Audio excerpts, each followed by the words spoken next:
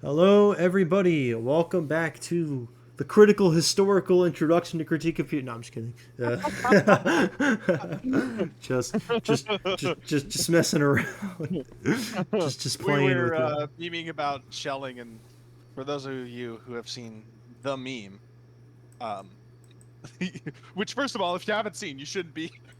Yeah, that's true. Yeah, it's anybody who's even like a student of German idealism should see Donald Trump will complete the system of German idealism It's true. He will. He'll raise Thule and Atlantis. and discover the origins of human consciousness. And, um, that's not an endorsement, by the way. It terrifies me. yeah, yeah. I don't know. I don't know how we can do it. Hegel How couldn't can do it. we? How can we complete the system of German idealism? I don't Shelley know. couldn't do it. Reinhold couldn't do it. Mamon. Mamon couldn't do it. Holderlin couldn't do it. Well, Holderlin's a poet. Uh, Holderlin's not a German idealist. it's weird. Some people consider him. I don't know. I mean, he's more just known for being Hegel's roommate, I guess. But he was roommates with Hegel and Holderlin. Oh, Holderlin. With Holderlin. And Yeah, with Hegel. Hegel. Hegel. Well, before you get to any of that, watch the video, and we're reading the guy who kicked off.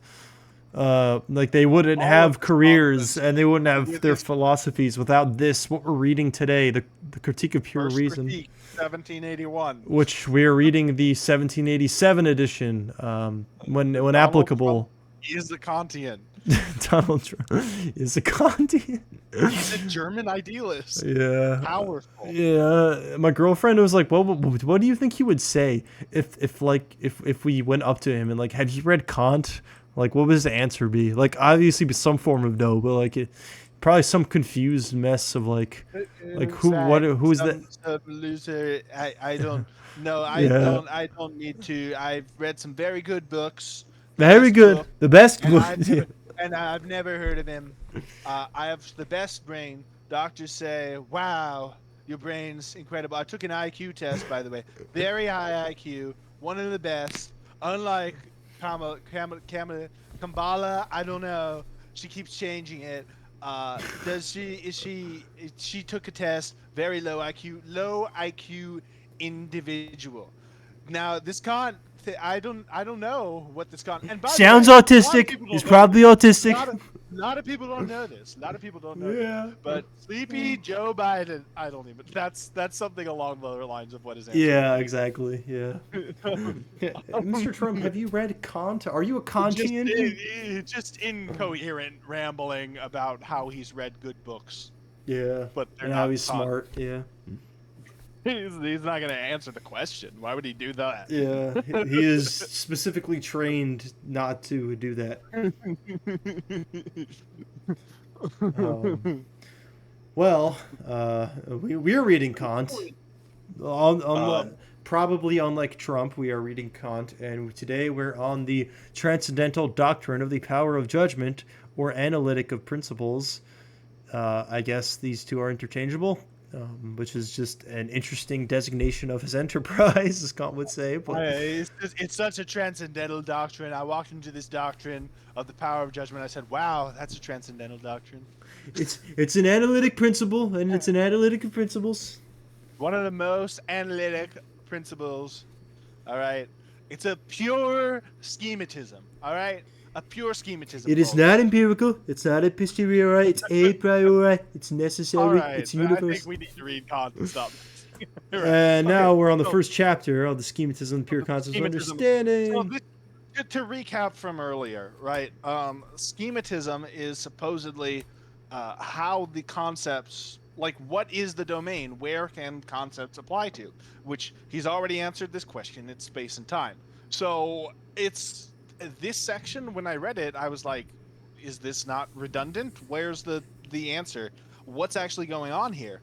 Now, maybe with a more clear understanding, a fresh set of eyes, and another person to like bounce ideas off of, like another person who has their own interpretations, maybe it'll become more clear to us. Or maybe it'll just be a bunch of redundant nonsense like Kant is wont to do. And that was our prediction last time. We'll see what happens as we enter the schematism.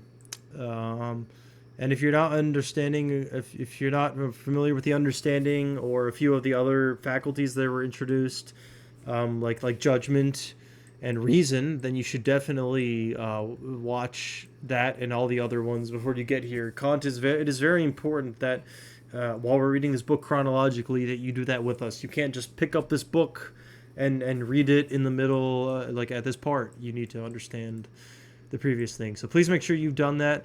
Despite the redundancy, you'll probably not understand that it's even redundant, and you'll probably be more confused because it's not an explanation given the first time. So, despite the fact that it will probably be redundant, please still go back and watch or read or do something to understand to get to where we're at today. Those are my preliminary remarks. Do you have any more, Patrick, or shall we get going?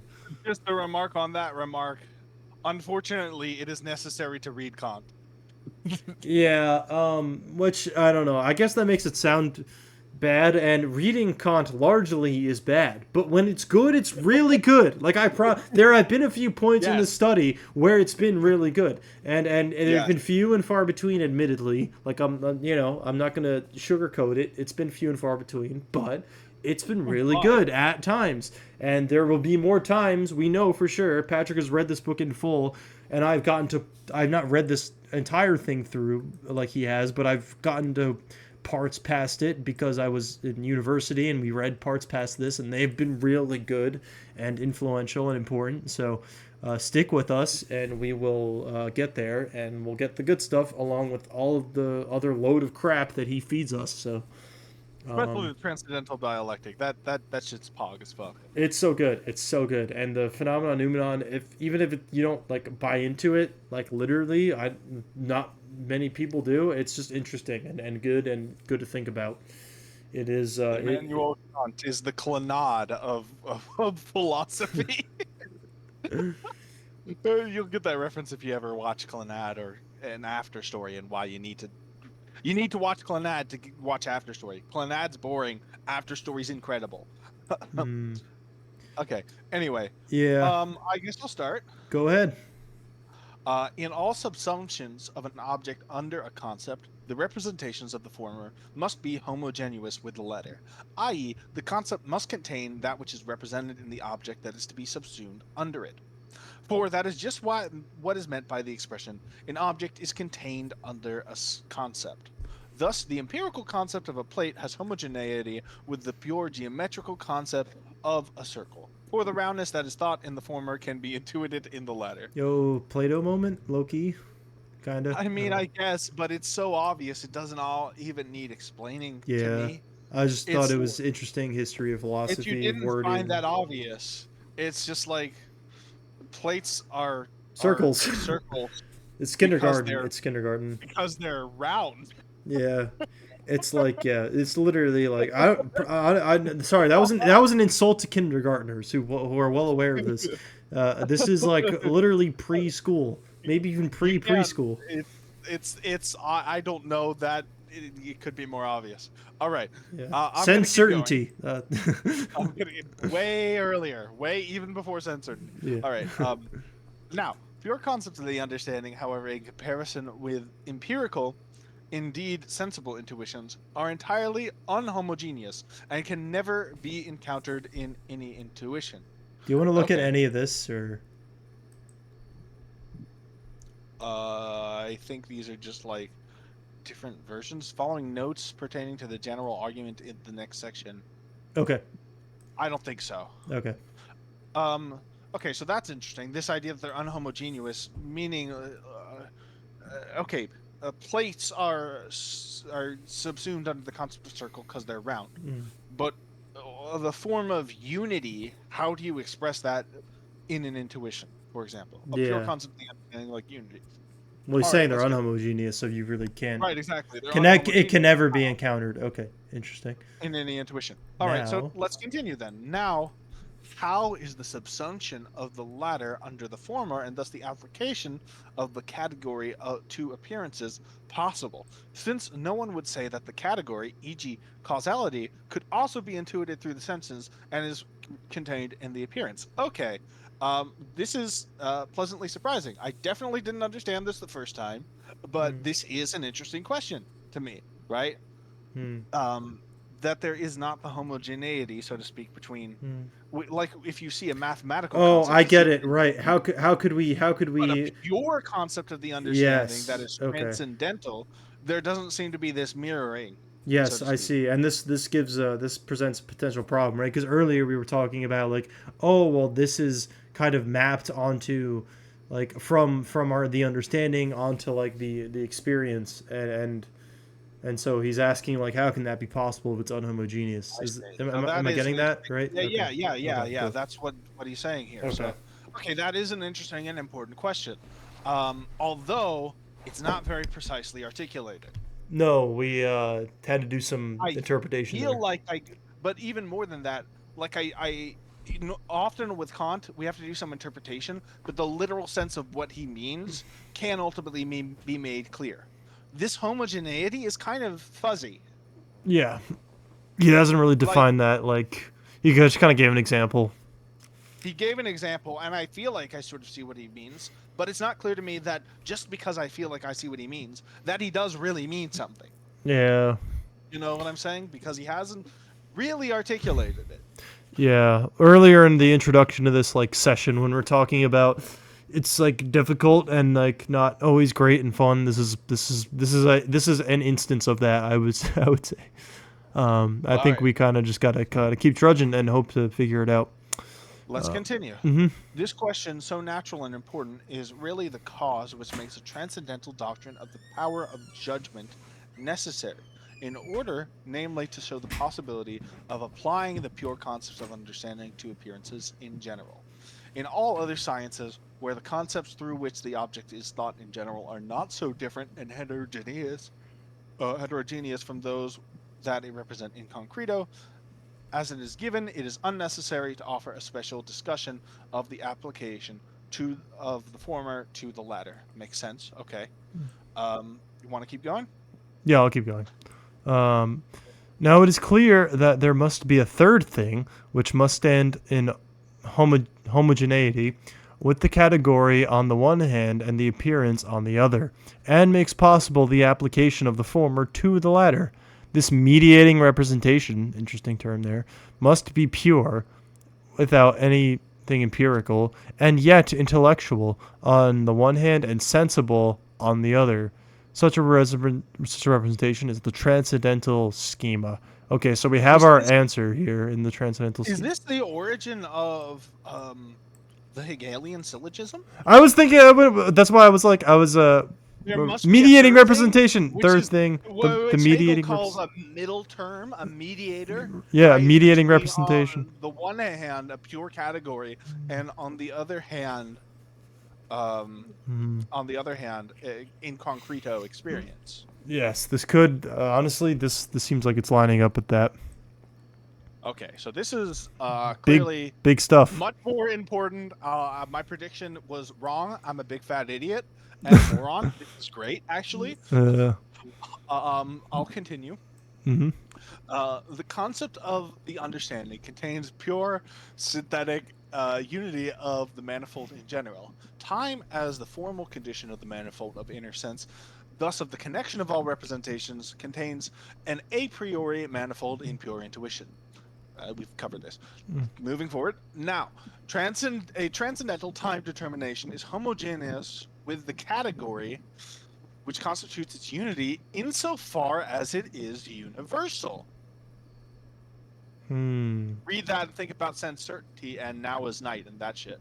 Yeah. That's for you, Matt Sherman. A Yeah. transcendental time determination Mm. is homogeneous with the category Yep. insofar it is universal and rests on a rule a priori. I feel like I need to go into a Hegelian digression right Yeah. now. Yeah. Please. Please. So when Hegel says in the sense certainty section that now is night Mm. is the kind of determination of the kind of thing, the kind of meant expression, um, that you're getting at with the sense certainty, the immediate present, right? The Mm-hmm. problem is that time, Mm-hmm. once you talk about it or mean it or anything like that, Mm-hmm. is extended and therefore is universal, Mm-hmm. right? Any time determination is a universal of multiple points, so to speak, of time, Mm-hmm. which, however, can only exist in abstraction. So the Yes. universal itself isn't abstract, Oh, right? concrete universal. Oh. Right. So it's a concrete universal, namely that of time, because the present itself is an abstraction. Mm-hmm. Whenever I contemplate any object in time or any determination of time, say a night, it Mm-hmm. is not a now, but rather a universal of many nows, Yes. right? And so therefore it's homogeneous with the category. With the category of what in that case? The category of unity. Simply the category of unity, right? A night, for example. Mm-hmm. Like the judgment 8 p.m. to 6 a.m. Mm-hmm. was yesterday night. Mm-hmm. That judgment is I get that it's a relies on the universal. well, it relies on the universal, Mm-hmm. okay, and the transcendental time determination is homogeneous with the category which constitutes its universal. It's i.e. the middle term between the between time and unity is universality. Oh, just like unity of experience. Yeah, so Oh. unity is Oh. universal, i.e. of many things, Yeah. right? It is the unity of many things. Mm-hmm. And an actual given time that we represent to ourselves Right, in is not particular. a Yeah. point. Yes, but it's not a point. It's not merely particular. Mm. It's also universal in the sense that we cannot ever contemplate a pure present. Mm-hmm. So I think he's saying basically that therein lies the homogeneity between the between time and unity, Mm. which is how schematically these pure concepts can apply to uh, the manifold or definition. Oh, okay. That's Yeah, that's kind of difficult, but I okay.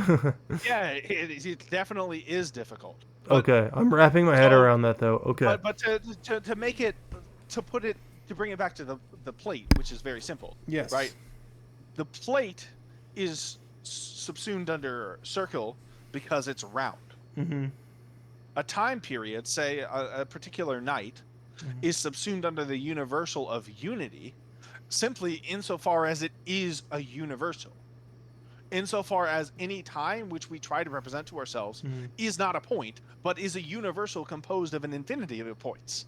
Right, and the universal is unified.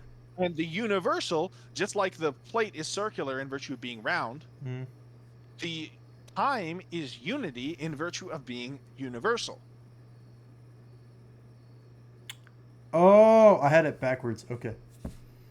Yeah. Yeah, Okay. I think that's what's being said I here. think so. Yeah. So no wonder I didn't get that the first time around, because No, what the I'm hell? That's barely like grasp. I mean, I like it makes sense, but like that took that whole time from like the you breaking it down and went to the Hegelian digression to now. That took that whole time for me to like begin to understand that.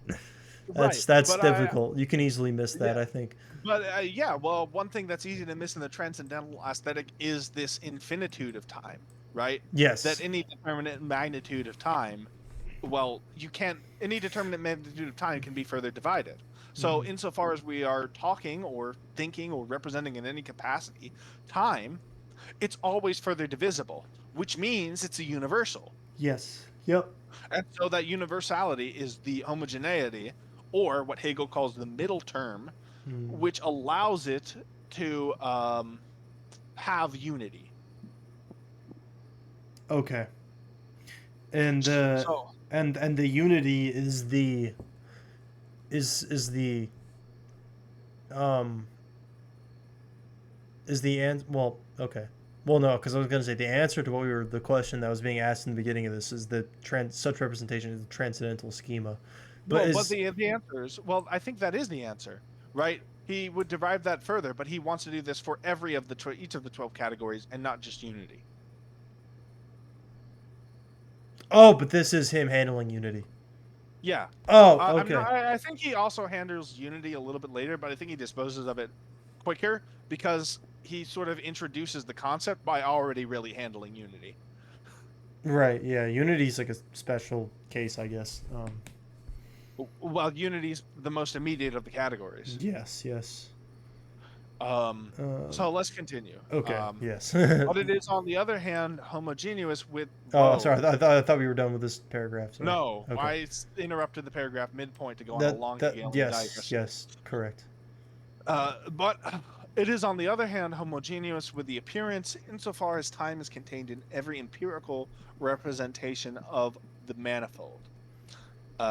Yep, okay.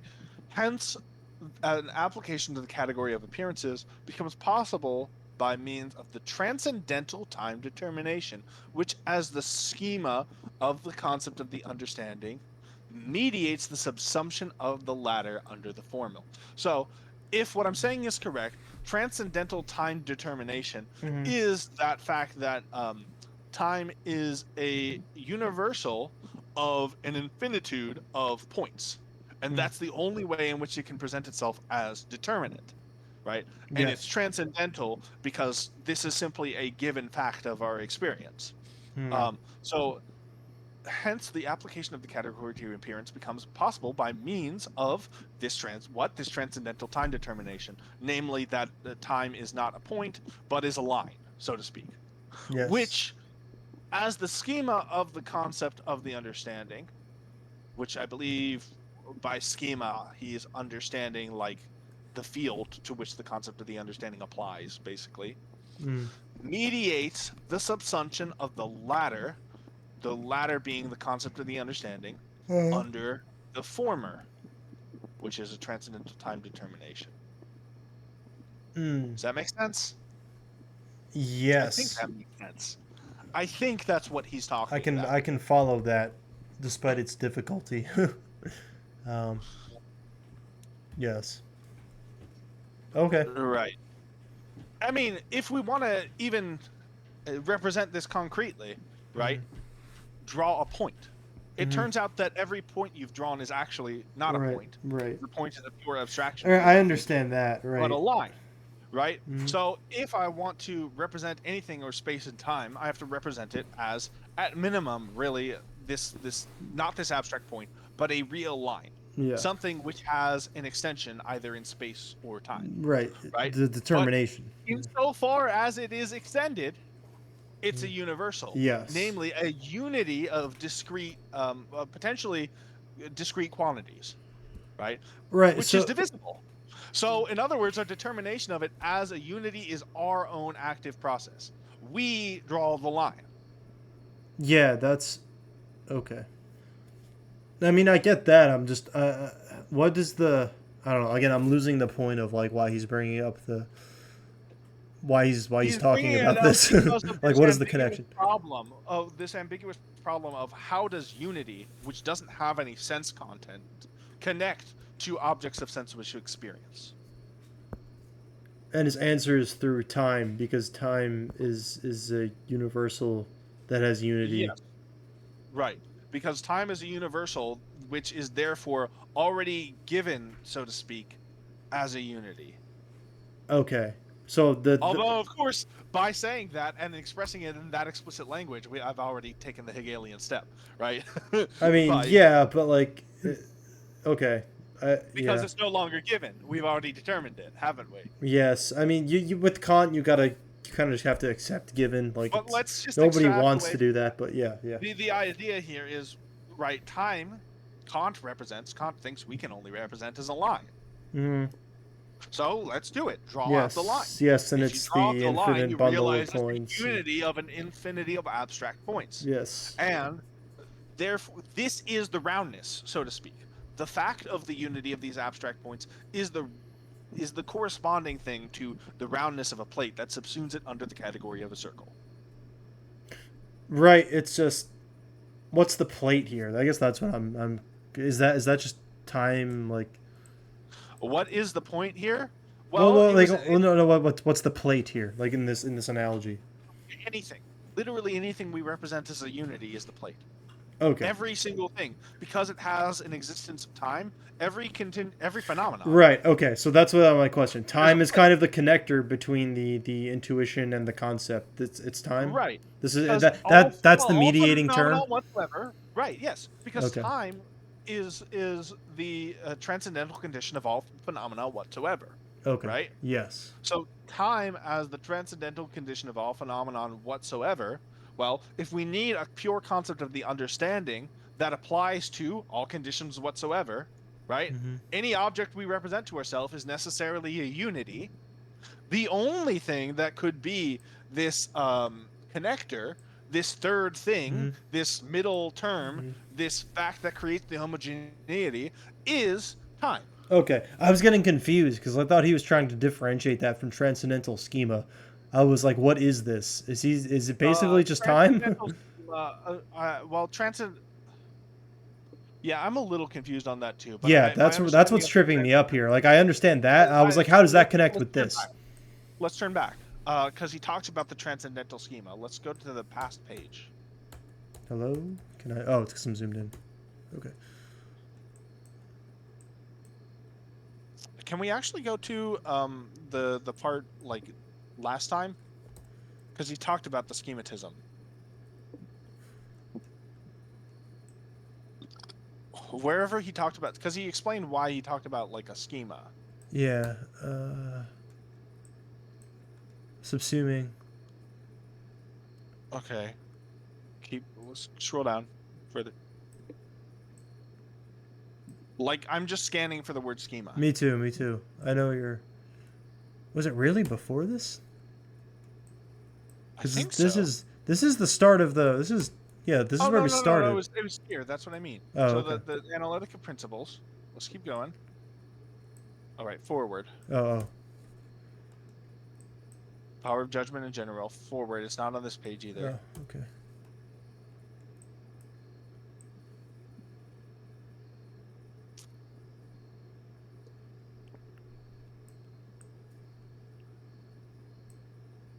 We're close. I think forward.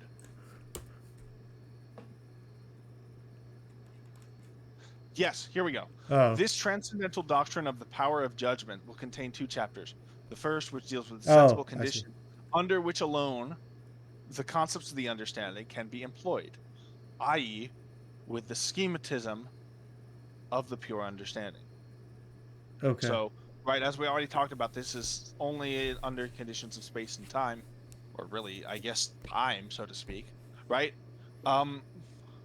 Which deals with the sensible condition under which alone the pure concept of the understanding can be employed, the schematism of the pure understanding. So, in other words, in order to apply a concept to an object and thus make a judgment, Kant believes that there needs to be a homogeneity, a third thing, Yes. which connects The two of them. this concept with the object. Mm-hmm. And insofar as we're talking about this in a transcendental doctrine, the power of judgment, we're talking about things that must apply to any objects whatsoever, and therefore, of course, pure a priori intuitions. So this sensible condition under which alone the concepts of the understanding can be employed is time. Yes. Okay, and that's where we're. But he's talking about the way in which time mediates the relationship between an object appearing before a subject, that is a phenomenon, and the concept. The concept. Yes. Okay. So we believe. So in Okay, other words, that makes sense to me now. Okay, I was confused Yeah. of how that worked specifically and what he was trying to say. Okay, that makes sense. The one thing I would say about this is because of the fuzziness of the saying a plate is circular because a plate is a plate is judged to be a circle because it's circular. Is that actually something that we need? Is there a real third thing there? I'm not convinced. He didn't define it well enough. It was kind of fuzzy. Because, yeah, what would the third thing be in that case? It's just the circularity or the roundness, as he calls it. But is the roundness something distinct from the concept I was of just gonna circle? say that's the concept. Yeah, I don't see the yeah. So that What makes what me is the wonder third thing about that is this. different? That yeah, I don't know. What is the third? Yes, exactly. Mm. Is so is this redundant? Maybe. And if it is, might have implications, since I've explained this in this Hegelian way, right? That might have Yeah. implications for Hegel. Is it actually just a play with words here? Oh God, I don't know. I Like, just understood it in the way that Kant sets it up. So the fact that yeah, I don't know.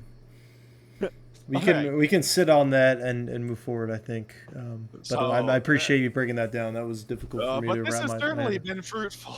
Oh yes, yes. This isn't mere redundancy. At least not in the way that we were anticipating. If it If it is. is a redundancy, it's not a redundancy that thinks it's a redundancy. Yes, yes. It's an Uh, accidental, like Hegelian. Yeah, don't worry about it yet. Okay. I suppose I'll continue. After what has been shown in the deduction of the categories, hopefully no. Oh, I hate when he like starts speculating about what his readers think. Last time he did that, that went horribly. We got he doesn't have gaslit. a great theory of other people's minds. No, God, it's terrible. But all right, so brace yourself here. After what has been shown in the deduction of categories, hopefully no one will be in doubt about how to decide the question whether these pure concepts of the pure understanding are merely empirical or also of transcendental use, Yeah, i.e., whether definitely we won't. yeah, Okay, this is incredibly obvious. yeah. He's like, by the way, if I didn't mention Locke is wrong. Yeah. Whether as conditions of a possible experience they relate a priori solely to appearances, or whether, as conditions of the possibility of things in general, they can be extended to objects in themselves without any restriction to our sensibility. For we have seen that there are that we have seen there that concepts are entirely impossible and cannot have any significance where an object is not given either for themselves or at least for the elements of which they consist. Consequently, they cannot pertain to things in themselves without regard to how and whether they may be given to us at all. That, further, the modification of our sensibility, oh, excuse me, is the only way in which objects are given to us. And finally, that pure concepts a priori, in addition to the function of the understanding in the category, must also contain a priori formal conditions of sensibility, namely of the inner sense, aka time, that contain the general condition under which alone the category can be applied to any object. We will call this formal and pure condition of the sensibility, to which the use of the concept of the understanding is restricted, the schema of this concept of the understanding, and we will call the procedure of the understanding with the schema, with the schemata, the schematism of the pure understanding. I That read that as pure redundancy. I was gonna say I got redundancy and a slight clarification, and I got a designation of an enterprise. um, Who uh, need the interprocy designated? yeah, it occurred once again. So I guess just to yeah, the previous things I think should be obvious. If they're not, I guess leave us a comment or something.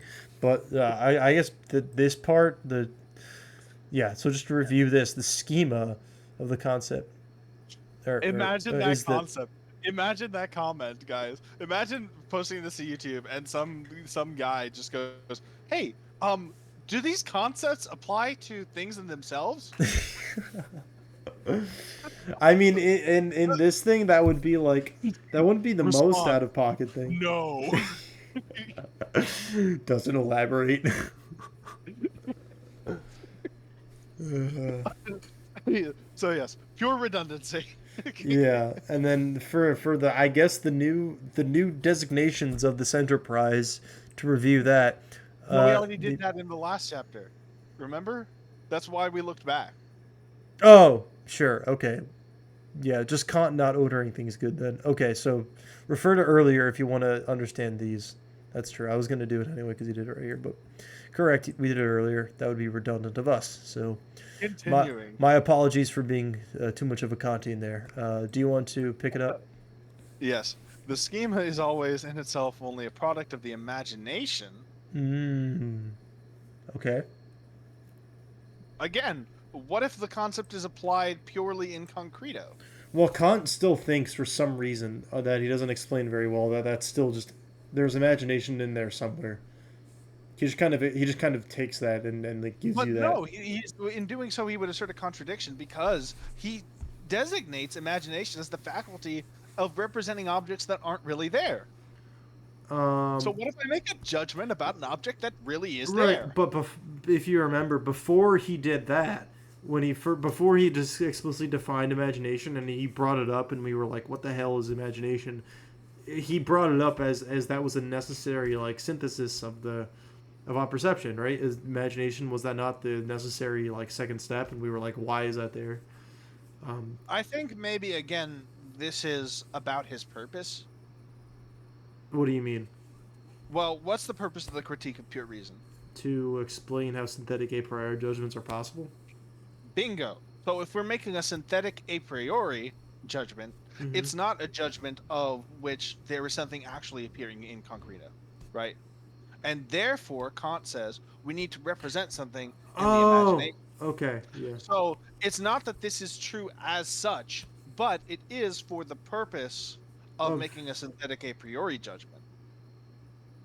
okay, yeah. So he's just So being that's a general, I think. Okay, right. He's general for the using sake of the general. purpose of the book. Okay. He's using general language when really it's the language is only true when it's specific to his purpose, Yes. which is a synthetic a priori judgment, which Yeah. it is much easier to see how imagination or the faculty of representing objects that aren't really there is necessary for making a judgment a priori. Yep. No, yeah. Precisely. We had a big talk about this a few sessions ago. I remember where we were talking about like Right. the specifically how that's done is through demonstration via imagination. So. Right. Um, Which again, then you run into the picture thinking problem. But we'll continue but that's nevertheless. a Kant problem. Yeah. that we'll just That is an actual real problem in Kant and not some mysterious thing. yeah. We at least understand what he's saying. Okay. Cool. Yes. Cool. Moving forward. Mm-hmm. But since the synthesis of the latter has its aim no individual intuition, but rather only the unity of. Okay, I'm going to read that again simply because I don't know what the hell I'm reading. Mm-hmm. The schema is always in itself only a product of the imagination. But since the synthesis of the latter, namely the imagination, Mm-hmm. has in its aim no individual intuition, but rather only the unity in the determination of sensibility, the schema is determined to be distinguished from an image. Oh, Okay. this makes sense to me. Yeah.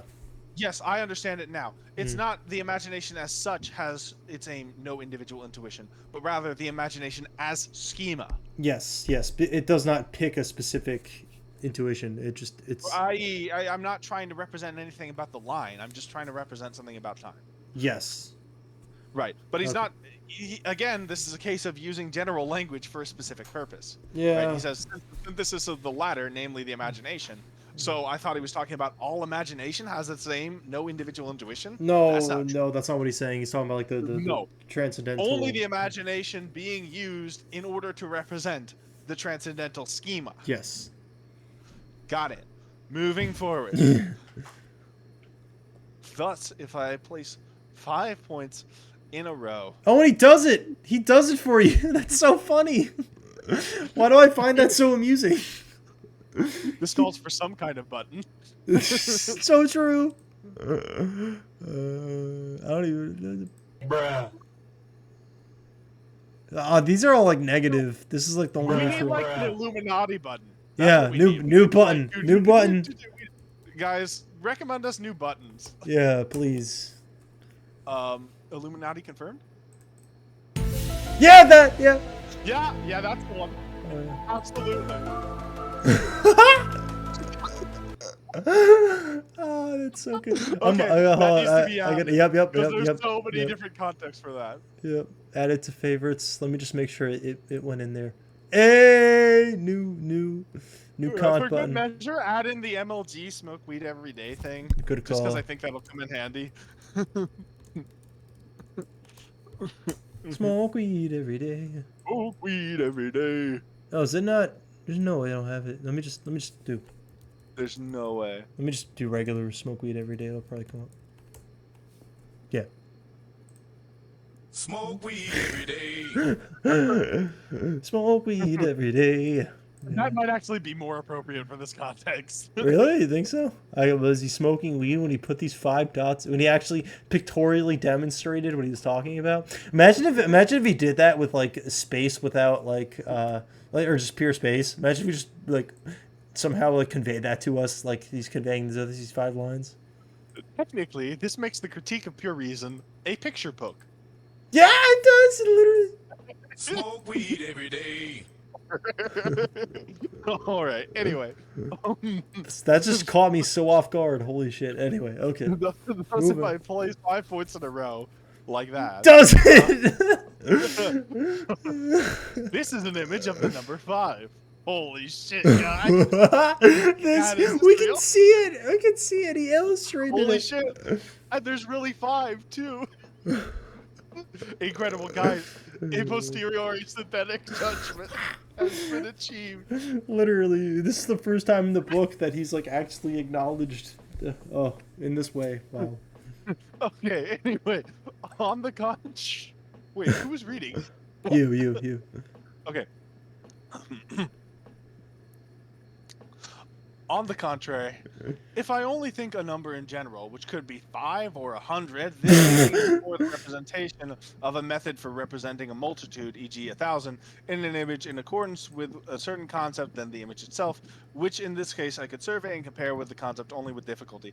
Again, this is why you want to read the Critique of Pure Reason backwards, because we spent like 3 minutes trying to figure out the first sentence, and then the second sentence explains it just fine. Yeah. Oh, So whoever like came up with that is a genius. Like, dare I say, I even know, like they right? they like would like match Kant's level of genius, like or perhaps even surpass it if they like read it and then had the idea to let me read this What backwards. if I read this backwards? Wow, what an insight! Like whoever did that literally saved the canon of like this would not have been a popular work if that man had not done that, to my understanding. Anyway, that's a fun historical tidbit.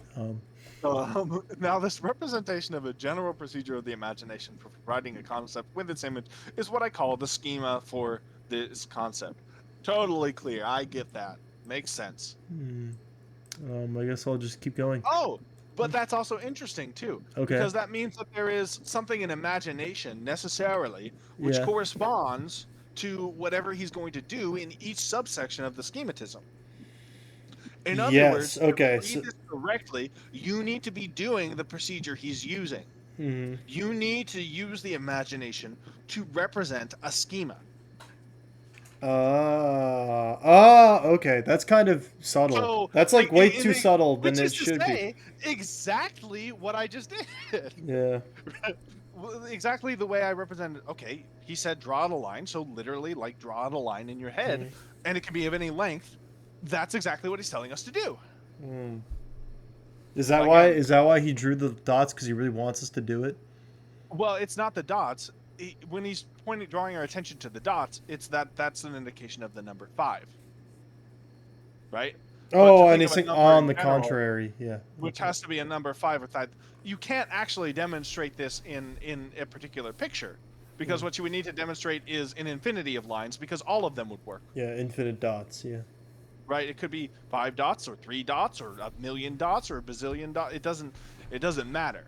That kind of act is not possible on paper.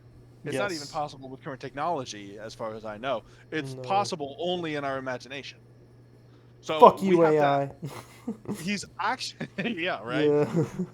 The indomitable human spirit moment. Yeah.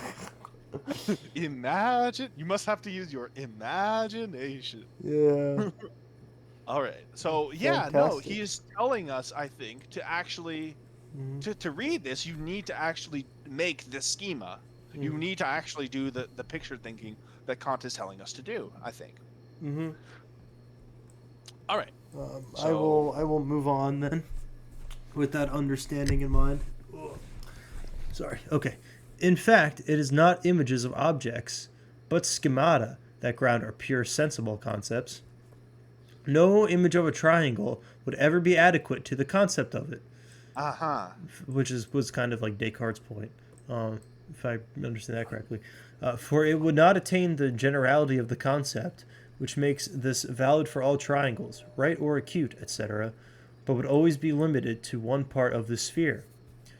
The schema of the triangle can never exist anywhere except in thought, and signifies a rule of the synthesis of the imagination with regard to pure shapes in space. Even less does an object of experience or an image of it ever reach the empirical concept. Rather, the latter is always related immediately to the schema of the imagination, as a rule for the determination of our intuition in accordance with a certain general concept. The concept of a dog signifies a rule in accordance with my imagination can specify the shape of a four-rooted animal without being restricted to any single particular shape that experience offers me or any possible image I can exhibit in concreto. The schematism of our understanding with regard to appearances and their mere form is a hidden art in the depths of the human soul. That sounds a little dramatic, but okay. Whose true operations we can divine from nature and lay unveiled before our eyes only with difficulty. We can say only this much: the image is a product of the empirical faculty of productive imagination. The schema of sensible concepts, such as figures in space, is a product, as it were, a monogram of a pure a priori imagination, through which and in accordance with which the images first become possible, but which must be connected with the concept to which they are in themselves never fully congruent, always only by means of the schema that they designate. The schema of a pure concept of the understanding, on the contrary, is something that can never be brought to image at all, but is rather only... Huh?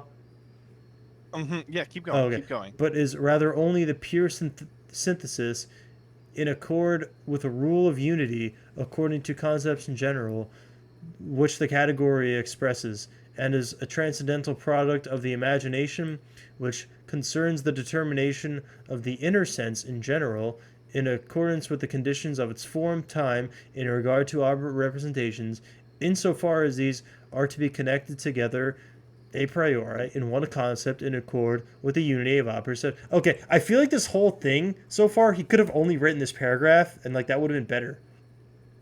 I don't agree with that. I think this paragraph is fascinating. I feel like I'm like going to explain why. okay, yeah, I'm going to make reference to Hume. okay, Let's go back to Hume. Hume talks about imagination in this way. He says, people talk about the human imagination as this thing with great, crazy capacities, but actually all it does is augment or diminish empirical things that have been presented to us, right? Now, obviously, there's already this idea that, well, space and time aren't empirical, they're pure a priori. But what does that tell us about the imagination, per se? What is the consequence of that for the imagination? For Kant, this right here. the concept for the imagination is this fact that when I represent a golden mountain, like right? in the example, yeah. Right, in Hume's example, Yes. certainly I've never seen a golden mountain, but I've just combined the idea of gold with the idea of a mountain. But Kant would say, okay, but actually attend to what's going on here. Attend to your faculties. You're not just combining two empirical impressions that you've already had.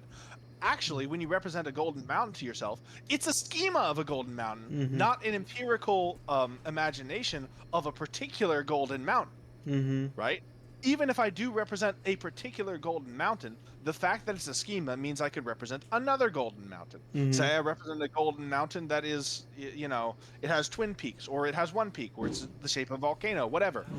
All of those is irrelevant. And the imagination in operating in human beings uniquely, because it recognizes the pure concept, right, rather than just a synthesis of empirical ideas, right, is capable of representing not just merely an image, but a schema.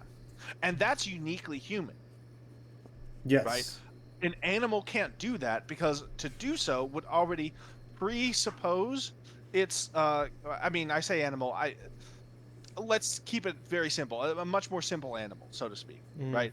Like a snail. Yeah. Um, like a snail couldn't do this, right? Mm. A snail can do. I don't know if a snail can even have imagination. Let's even say a lizard Mm. probably couldn't do such a thing, Mm. um, because it's what you have to do is recognize what exactly is essential. You Mm. have to pick out the essential non-sensuous element Mm. of this sensible thing here, and thus Mm. represent it in imagination not as a mere image, but as a schema, Yes. which can never ever be put down in any way. You Mm. can never actually represent that in art. You can never represent it pictorially. You can never represent it in sound, etc. It only exists as an active, dynamic thing in the imagination. Mm. So this really has fascinating consequences for the critique of not just Hume's like notion of like innate ideas or Mm. anything, but also the functioning of the imagination. Yes. I mean, I'm not denying that. I just feel like that was expressed earlier, like pretty much from when we got like starting with like I think I guess that's starting with implicit. yeah. Yeah. I mean, he gives examples, but Mm. in illustrating it in this way, it really draws attention to the fact that the imagination is not what Hume said it was. No, I know. Like I feel like, but that's my point. I feel like this paragraph is kind of just superior to the other. I don't know. Maybe that's a bad way of Oh, thinking about it. yes, that this paragraph is. Oh, you mean that the one we just read is better than the ones before? Yeah. That that was my point. My original comment, like as I got done reading for that whole thing for the first time, was like, okay, I wish we just had that and not the other like stuff before Again, it. I think it would work better in reverse. Exactly, I yeah, think or really there is sure, we could have the other things and then, but yeah, because this should have Kant come seems first. to This go should have come from first. yeah, because Kant seems to go from the most abstract level possible, Hmm. which is often on that account incomprehensible, to more Yes. and more concrete. Yeah. Which is as a consequence of his idea of like deduction, right? Hmm. You want to go from the more abstract to the more concrete, but it doesn't seem to be how our mind actually works. Yeah. Hegel W. In this case, anyway. Um, okay. But yeah, no, I totally agree with you. But that was really interesting to me. No, for I sure. Oh, did that not was realize mind blowing. Yeah, I'm thoroughly impressed. And yeah, I'm I mean, came into this so skeptical. Yeah. pessimistically, and like this is great This is one actually. of the like when I was like there are few and far between like fantastic. This is exactly it. Yeah, I mean, here we are. This transcendental schema stuff is deep. Um, Imagination core, as the kids would say. exactly, the indomitable human imagination. Rather than pausing now for a dry and boring analysis of what is required for transcendental schemata of pure concepts of the understanding in general, we would rather present them according to the order of the categories and in connection with these. Well, I'm glad that you didn't make a decision that you thought would be dry. Shudder to think. Yeah, God, imagine. um, the pure image of all magnitudes, quantorum, for the outer sense is space. For all objects of the senses in general, it is time. The pure schema of magnitude, however, is of the concept as a concept of the understanding is number, which is a representation that summarizes the successive addition of one homogeneous unit to another.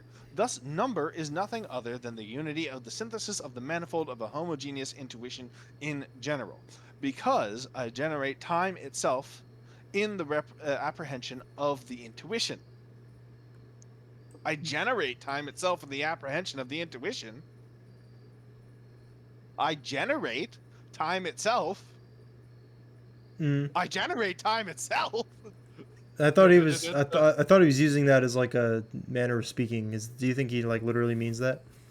But he has to, for the reason we've already discussed, right? Oh, because it's a synthetic like Because process. it's Yeah. the synthetic unity. Okay. So it can't ever present itself as a given because it always has to present itself in its universality. Oh, which contradicts what he said earlier about it, like time About being it being a given. given intuition. Yeah. Which is to say, I generate time itself. Illuminati confirmed. Ficta, or this is where Ficta would have a boner. I generate time itself. Have you read Kant's Critique of Pure Reason? Unlike the critical historical introduction to the philosophy of mythology, you do need to read Kant's Critique of Pure Reason. Yeah, I mean, to be fair, I haven't read it. Maybe there's some hidden fucking wisdom in there that is essential. I really want to read this book now. It's so interesting to me. Yeah, this is interesting. Yeah, Kant. I was starting to frame this in like the Kant bot, like origins of human. Origins of time itself. Yeah, exactly. The origins of human consciousness. I generate time itself. Yeah. Ficta. Confirmed. Ficta confirmed. Do you know about Ficta? Yeah. The I posits the not I. Do you know about Ficta? Okay. Wow. Okay. There's certainly a lot going on here all at once. There is. I am. How long is this so far? Okay, it's still under an hour. I guess we could. I'm trying to decide whether we should like break this up into a part 1, part 2. Because there is a lot going. Good idea, because we're there's so nearly much. at an hour here. There's so much, and there's so much because it's so deep and subtle. It's actually good philosophy. What? Well, actually, I guess it could be better explained. Like it's. I don't think a lot of this is subtle, not in like the good way. Like it's like. Well, but it's also subtle in a well. It is subtle in a good way, but like yeah. Because Schopenhauer, in many ways, does represent actually the same thing in a much simpler language. Read Schopenhauer, kids. Do read Schopenhauer. You have to read him after Kant because he says to, but once you do, you understand Kant a lot more easily. Yeah. Yep. Okay. Is this a good place to stop it then? And I think so. We'll pick up with reality. I mean, reality to the power already. Of C. Just kidding. We have confirmed the Illuminati, so twice. One in a more well, we thought one was a more funny way and ended up being like, oh, this is actually what he wants us to do, and then just we generated time itself. So Immanuel Kant out of context. 5 dots of ellipse. I generate time itself. 5 dots of ellipse. Immanuel Kant. Immanuel Kant on fucking like, I don't know, shrooms. Oh boy. Well, thank you for joining us. That's for the first ever 2-parter of a single part, I think. Okay, I'm trying to think for Kant. It might be for Kant. We've only because we've done it with Hegel. We've done it with Marx. We haven't done it with Kant. There's a lot here, guys. There's a lot, and there's a lot in those other thinkers, which is why we did that there too. But I'm glad we're actually in some ways, I'm glad. In some ways, he could explain it better. But regardless, I'm glad we're at good Kant overall and not like shit redundancy, transcendental aesthetic for the gajillionth time. So that's that. Kantian wisdom of the day. Generate time. Use your imagination. And we have a few Kantian wisdoms. Generate time and use imagination. Are there other ones? The power of imagination. It is transcendental. I generate time itself. Yeah, use your transcendental schema, kids. Don't listen to the scary man known as Hume. I don't know. Hume's based. Read Hume. Then read Kant. Then read Schopenhauer and Hegel. Probably read Fichte. Fichte's like wrong, but he's important and interesting. I tried, man. We can do a Fichte study. We can do a Fichte study if that piques your interest. That might be strictly necessary for me to even begin to understand what the hell he's talking about, if anything. Yeah. It's worse than Hegel. Oh, it's so much worse. It's so much. He might be the worst. He might maybe second to like Lacan possibly. I don't know. I've not even really tried Lacan. Say Heidegger. People say Heidegger. Oh, I just bought Being in Time. I'm wondering if I was.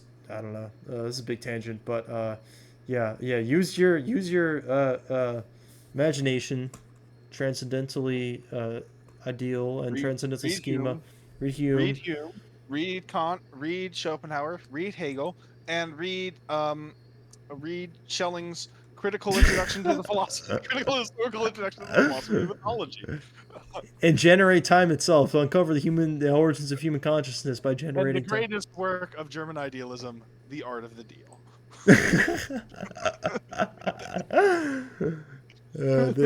Fuck the categorical imperative. I make deals. Also, Illuminati confirmed. It's so loud for me. Oh my god. Also, Smoke weed every day. smoke weed every day. That's our Kantian wisdom. Smoke That's the weed ultimate every day. We will see you next time for reality. See ya.